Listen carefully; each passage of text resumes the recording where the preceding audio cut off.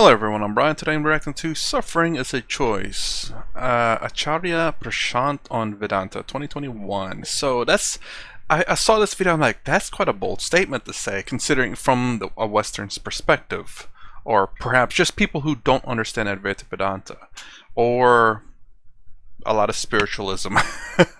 Eastern more specific. Western, that is everything is suffering, everything's terrible from the most part. So suffering is a choice. It's very interesting. I was thinking about this earlier. I say no, I disagree. It's not a choice. If we could get away from suffering, we would. And I was thinking of an example. It's like, well, you know, you suck at football, American football. It's like, well, you know, if you know a way to become better at it, you could. It's like, wait, there is a way to get better at it, but that doesn't necessarily mean that you'll become professional, but you can get better at it. So it's like, oh, then I rethought my thought there. It's like, well, perhaps he's right. I'm sure it is, and it's interesting to say that. Yeah, I guess it kind of is because in a sense, like said Guru said, I'm sorry to keep referencing him because a lot of these things accumulate in my mind. In terms of the fact that what he said was very prominent in suffering as a choice, because we ultimately have control over this body. We choose what causes us to suffer, in a sense, emotionally. Of course, someone slaps you in the face or punches you in the face, it's not a choice that you got slapped or feeling physical pain. That is not by choice for the most part. But emotional pain or traumas and all that, yes, very much so. I mean, don't get me wrong, it's like external stuff that you can't control, but you don't necessarily have to suffer for it. I said necessarily too many times. Let's go and get started. Vedanta is concerned with our suffering, and it is not the body that suffers. The mind? The body might get hurt, wounded, diseased, okay, or aged, but it never suffers.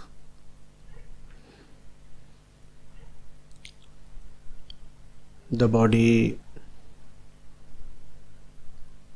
can become an object in the field of suffering, but the body itself is never the experiencer of suffering.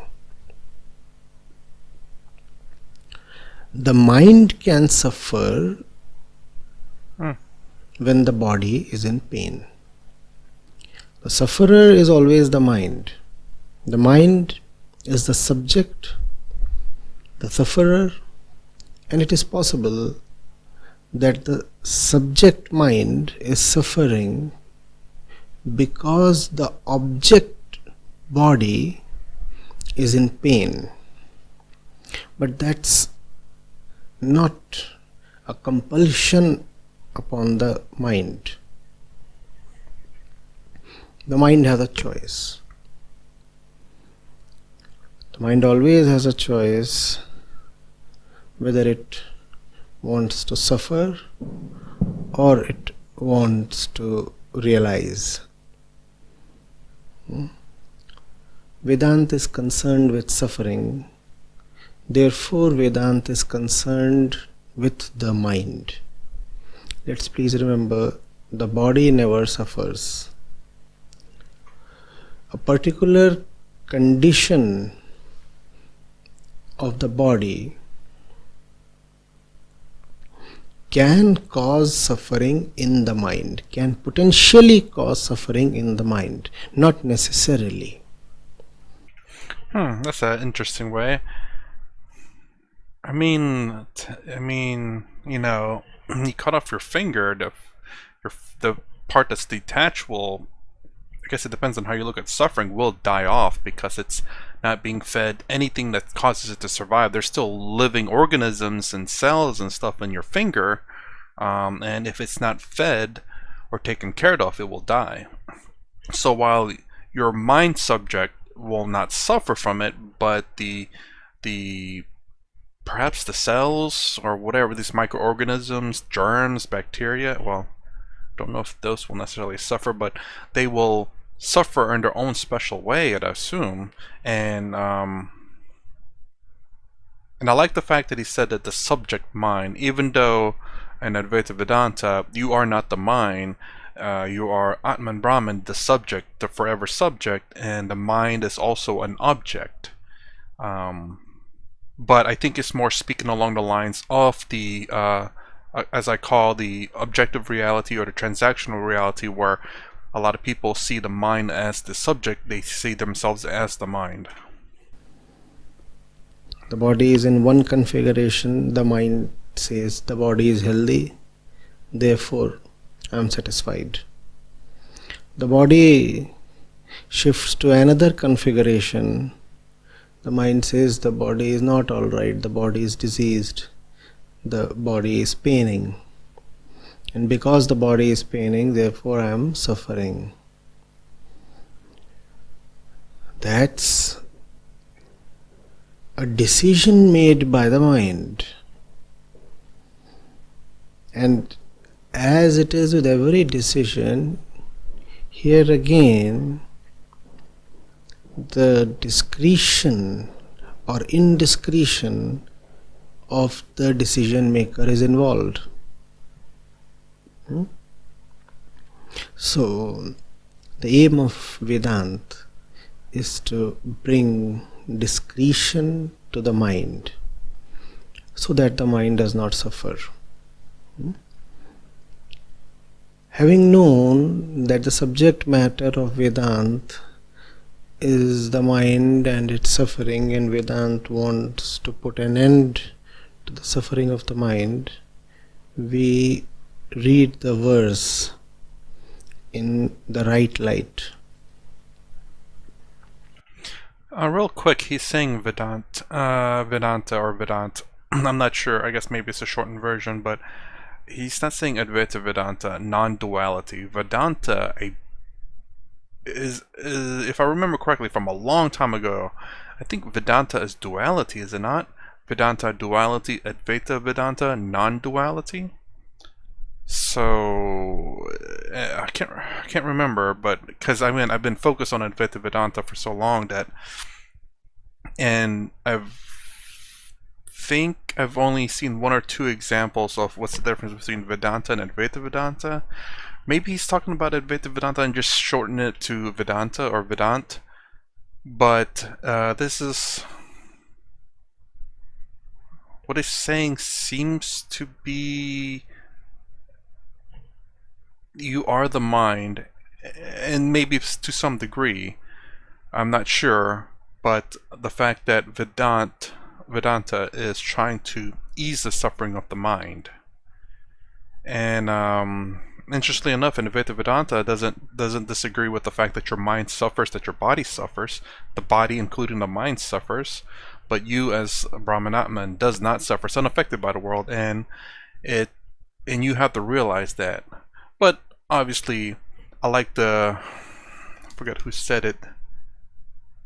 Man, I can't. A recent video, I can't remember the name, but oh yeah, Ramakrishna says there's a subjective reality, object transactional reality, and then the absolute reality. If I remember correctly, Ramakrishna says these two realities are real, which I like that. I really do. I've been thinking that along the lines. You can realize who you are. You can realize all this reality is still all real because it's still all Brahman. I know someone's going to disagree with that fact. All Brahman. There's nothing else other than Brahman. All this is an illusion in Brahman. Shown in Brahman. The technical words. You get what I'm trying to say. It's the fact that everything here that we see is Maya as an illusion, but it's also real because it is Brahman. There's nothing other than Brahman. The illusion, and what I like to think of Maya as the illusion, is this disconnect between us and Brahman and everything else. But anyways, am I right in thinking this? I can't remember if Vedanta is duality, and Advaita Vedanta is non-duality. When the mind comes to an end, it goes beyond death, in the sense that as long as the mind is alive, it is alive in the realm of beginning and ending. The life of mind is the tick-tock of time. Time denotes an initiation and a closure, a rise and a fall. Therefore, the mind lives in perpetual death. Equally, you could say that the mind lives in perpetual beginnings. But then you see, beginnings are not so much of a nightmare. Beginnings are associated with hope. Therefore, though beginnings are synonymous with endings, it is not the beginnings that haunt the mind so much. So what's in between? The mind is befuddled by endings, death. Death matters a lot to the mind, and the mind continues to live in a domain where the spectre of death keeps looming large. Therefore, the life of mind is always in the shadow of death. Therefore, when the mind comes to an end, death comes to an end. You'll have to pay attention. As long as the mind is alive, it is alive in the cycle of birth and death, rise and fall,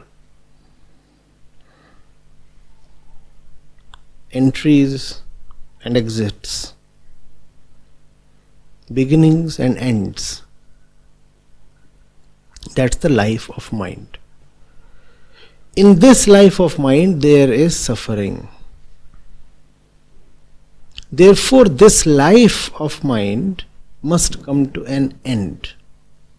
And when this life comes to an end, death comes to an end.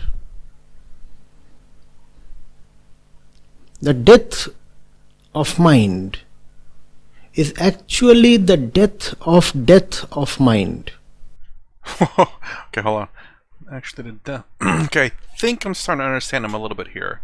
So essentially, what it's saying, I guess this is not in fact duality. I think what he's talking about is Atman, where this piece of Brahman that you have, this Atman or Jiva, if I remember correctly, Jivatman, this false identity, or not actually false identity, but the Atman that you have right now in all of our minds that's illuminating our thoughts and whatnot.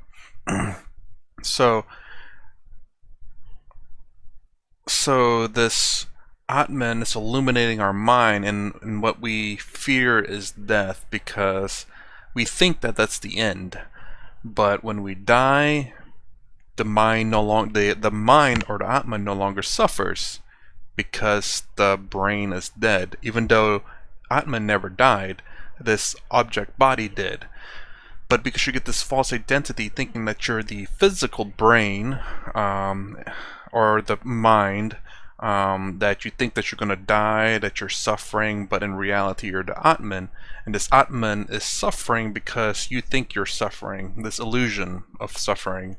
But when you die, the suffering of the mind ends because this Atman no longer has to illuminate your brain saying that you're about to die or suffering or anything like that. Because once the brain and everything dies, the suffering dies with the body, and the Atman no longer suffers because the body and the mind is dead. If I understand it correctly.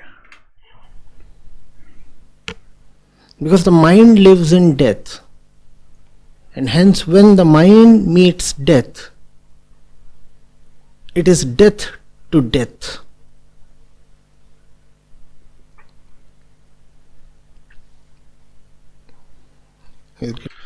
When the mind lives in death, I'm assuming because once it's born, everything must die, I suppose. And then you're living in death, meaning that eventually death is going to get to you once so you every day all things that are living are constantly fighting death. There's everything's out to get you practically. Cars in the road, that little rock and the pebble that you slip up on or something, could end your life any moment. The virus is out there, and basically we're constantly fighting to live. And once the mind is dead, death is also dead, because death only exists in the mind. And once the mind is dead, that existence of death is dead as well. Getting too complex. Yeah, I mean, yeah, it's Getting it.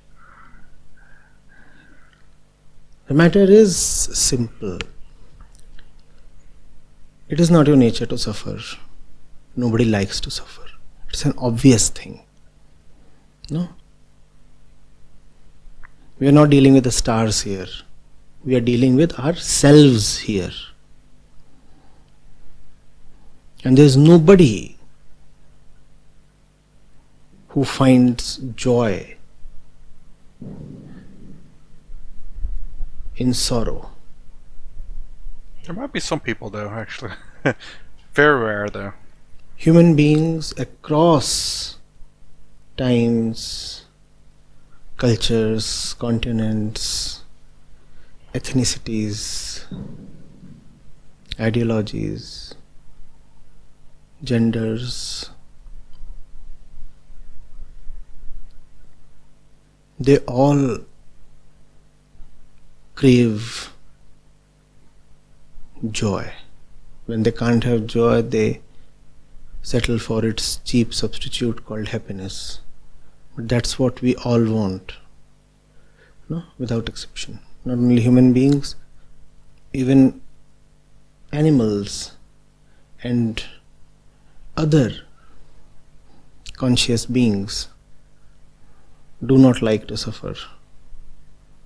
If you observe the behavior of any conscious being, you will find that it acts in a way that would avoid suffering. Wherever it finds suffering, it turns away from there. No? These are fundamentals. You must keep these in mind. Vedanta does not operate in a vacuum. Vedanta does not vaguely utter something for the sake of it. The purpose is very clear. The purpose is to rid man of his needless suffering. That's the purpose of Vedanta, very clearly.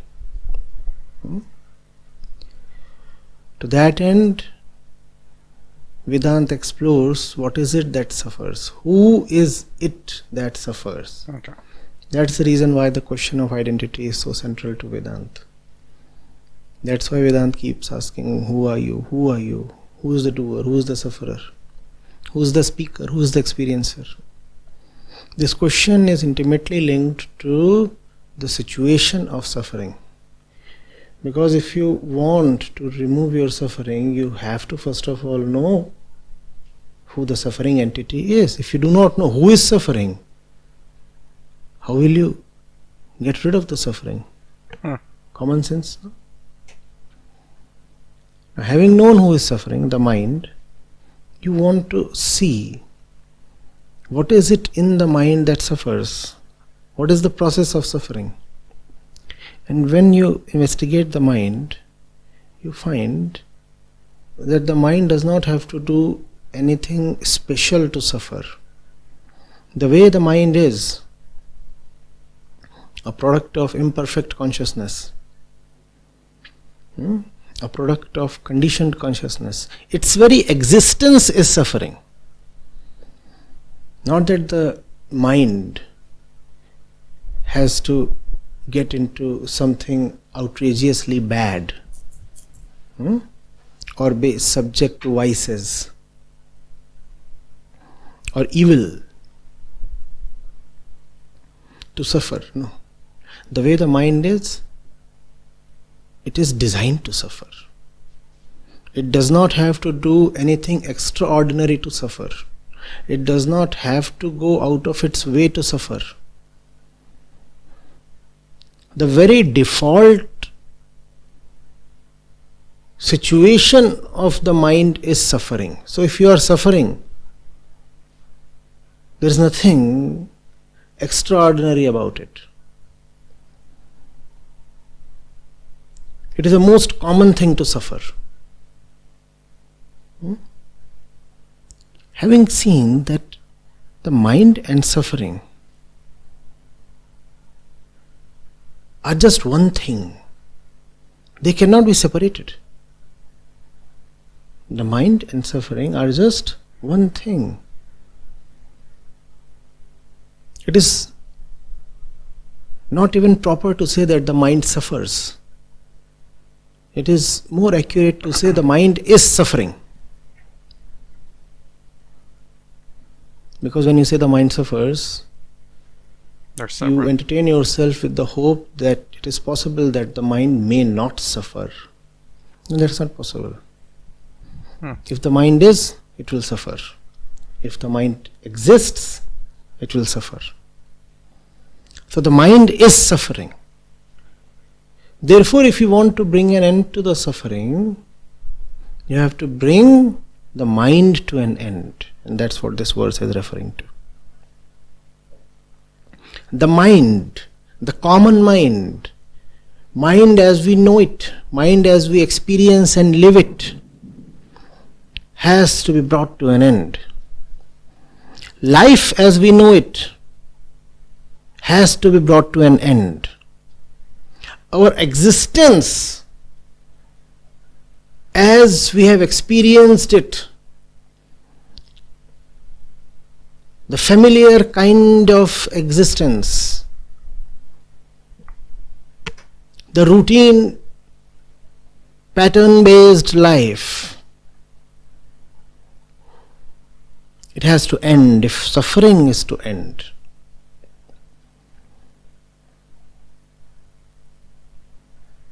Are you getting it? And that ending of suffering you can call as the mind's liberation into Brahma.